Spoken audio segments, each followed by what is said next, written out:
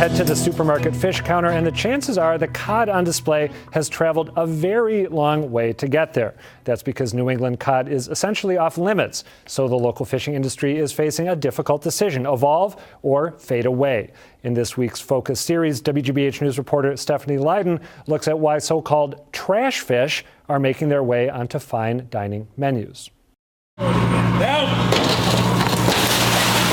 One thing's for sure, there are plenty of fish in the sea. This crew is unloading 30,000 pounds from the ice-encrusted Teresa Marie 4 here on Fisherman's Wharf in Gloucester.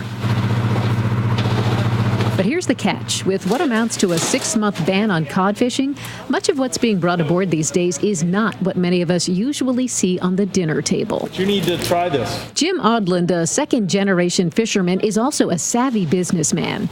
Instead of competing for dwindling cod supplies, he's focused on plentiful stocks like redfish. It required retrofitting the Teresa Marie and his 4 other fishing boats with hundreds of thousands of dollars worth of new gear. Then I had to go to some processing companies and say, look, we got this product out there.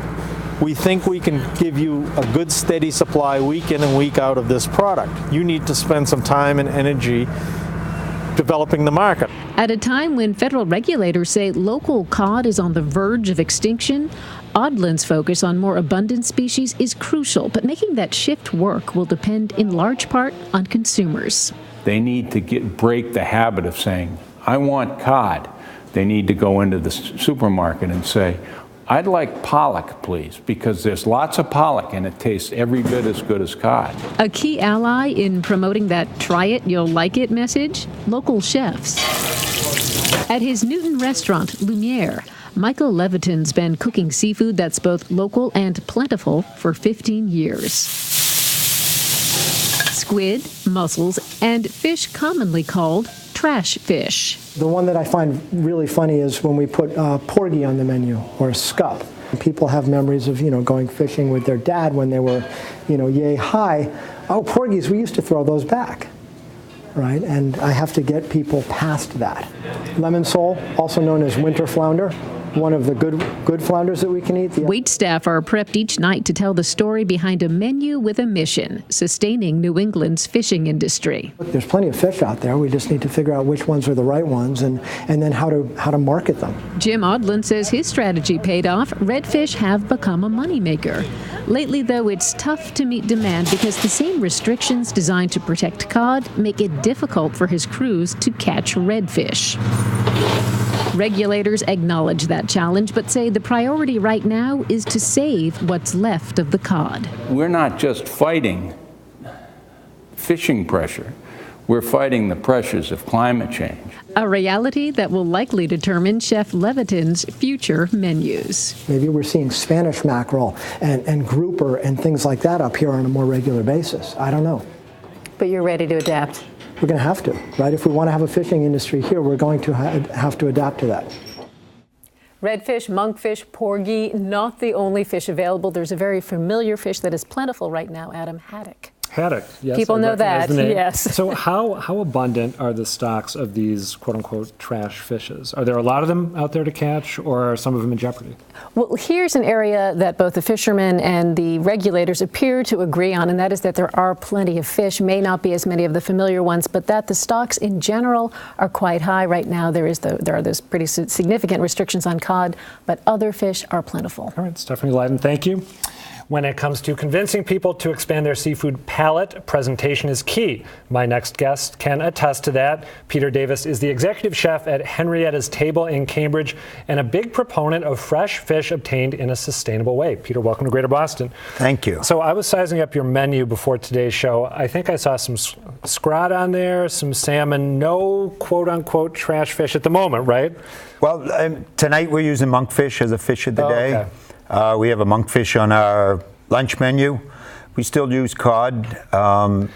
It's less sustainable, but there are quotas out there that American fishermen are going to be catching. And if we just refuse to serve it, it's also going to be hurting the fishermen. Yeah. So of these sort of rough fish, trash fish, sustainable fish, whatever you want to call them, what has gotten the best reception when you've cooked it? I saw you nodding enthusiastically when redfish was highlighted. Also saw you nodding when we saw pollock. So what has worked best for you? We use a lot of pollock. I think it's the best chowder fish out there. It's also great. I honestly think that we could cook pollock and scrod side by side and people wouldn't be able to tell the difference. How we brand fish is also key to getting people hooked on new and different varieties. Chris Basile is the founder of the Boston Fisheries Foundation. Chris, what is your take, for starters, on this term that I have used repeatedly, trash fish? Should I, Well, trash fish, it was a great line to get people to try different fish. And it really broadens people's horizons as far as what fish is available local.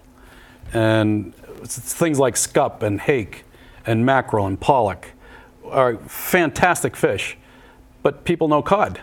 Right. So I like the name, I like the idea of using this fish, but we need to move away from trash fish and come up with a better name, maybe something that's more sustainable or... You're sure it's time to do that? Because I was like, you know this business well, and I do not, but I was looking online at some information about this, and I saw all this stuff about, trash fish dinners hosted by chefs in various locales around the country. It almost seemed like there was sort of a trash fish chic developing. Yeah. So it's not time to ride that? I don't know. I don't like negative anything going when you're talking about fish, because it's just maybe underutilized species or...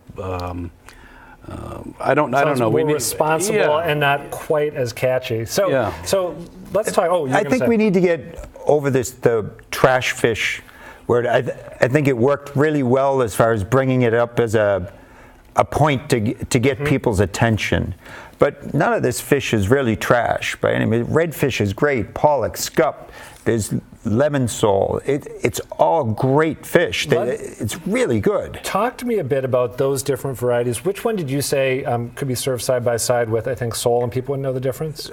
Hake is very close in flavor. As a chef, how would you describe the flavor that hake has? It's a light white fish, flaky, similar consistency. It's just a lot of this fish in the haddock, for instance, was when I was growing up in this area, we used to have haddock all the time, but cod just sort of took over, and it's the same family. Chris, what are you partial to? And I'm not going to use the phrase anymore. Among the sustainable fishes, what are your favorites? I don't know if I have a favorite. I've being in the business, as long as it's fresh, it really doesn't matter. If I had to say my favorite, I'd say mackerel and bluefish. All right, why are those two? I like the hardier, darker fish actually have more oils in them that are good for you. All very high in the omega-3 fatty acids, and I think they're delicious. And they're not being used fully. Herring is another one. Local herring.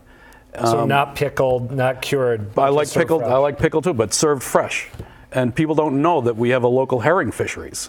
We talked about the problem of that phrase that I'm not going to repeat. What are other obstacles to sustainable fish that people tend not to be quick to buy, catching on? We saw the Lumiere chef saying that people remember their parents scoffing at a fish when they were fishing as kids, and now it's on the menu. What are some other challenges? Well, we've put on, as the Boston Fisheries Foundation, we've put on 3 seafood festivals in Boston. And 2 years ago, we have chef demos going throughout the day. And 2 years ago, we had a Spanish chef fly in from Spain. And he asked for monkfish. He said, I don't want the whole monkfish, I just want the monkfish head. And he took the monkfish head and deconstructed it on camera and in front of the audience, took the cheeks out, took the jowls out, and cooked it, and it was delicious. So if there's something that we can do with whole fish, and the heads of fish, it's a huge opportunity. Peter, what do you think? I believe in using the entire fish also, and the heads and the cheeks. But like redfish is so out there, and there's so much of it, and it's so good.